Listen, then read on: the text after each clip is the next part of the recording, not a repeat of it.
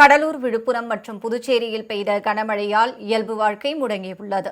தமிழகத்தில் வடகிழக்கு பருவமழை தீவிரமடைந்துள்ள நிலையில் கடலூரில் விடிய விடிய மிக கனமழை பெய்தது. தமிழகத்தில் அதிக அளவாக கடலூர் மாவட்டத்தில் 18 சென்டிமீட்டர் மழை கொட்டி தீர்த்தது. கனமழை காரணமாக சிதம்பரம், முகையூர், ராதாநல்லூர் உள்ளிட்ட பகுதிகளில் சுமார் 300 ஏக்கரில் பயிரிடப்பட்ட சம்பா பயிர்கள் நீரில் மூழ்கி சேதமடைந்தது. கனமழை காரணமாக விளைநிலங்களில் மழைநீர் தேங்கியுள்ளதால் விவசாயிகள் கவலையடைந்துள்ளனர்.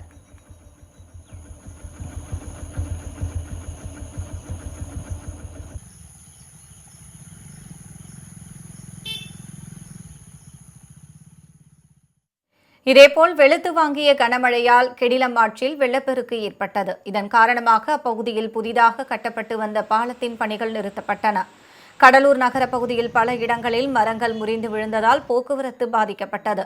இந்நிலையில் கடலூர் மாவட்டம் குறிஞ்சிப்பாடியில் ஓட்டு வீடு இடிந்து விழுந்ததில் அருகில் குடிசை வீட்டில் சமைத்துக் கொண்டிருந்த அசோதை, ஜெயா ஆகிய 2 பெண்கள் இடிபாடுகளில் சிக்கி உயிரிழந்தனர்.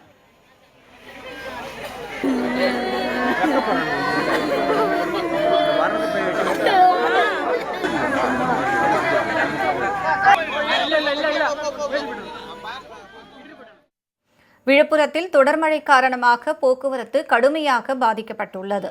பேருந்து நிலையத்தில் நீர் தேங்கியுள்ளதால் தீபாவளி முடிந்து சென்னை திரும்பும் பயணிகள் பெரும் சிரமமடைந்தனர்.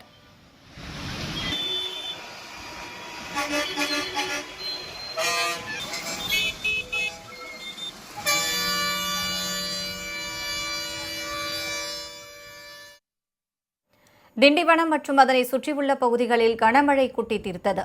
மரக்காணம் பகுதியில் 3500 ஏக்கர் உப்பள நிலங்களில் மழைநீர் தேங்கி ஏரி போல் காட்சியளிக்கிறது.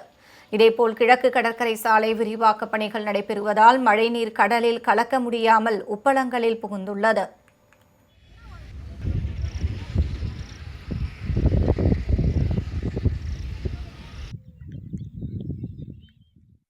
கள்ளக்குறிச்சியில் இடைவிடாது பெய்த கனமழை காரணமாக பல இடங்களில் தண்ணீர் தேங்கியது.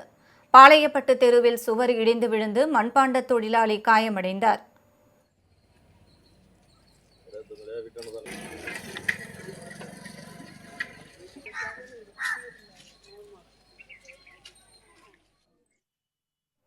புதுச்சேரியில் நேற்று ஒரே நாளில் 21 சென்டிமீட்டர் மழை கொட்டி தீர்த்தது.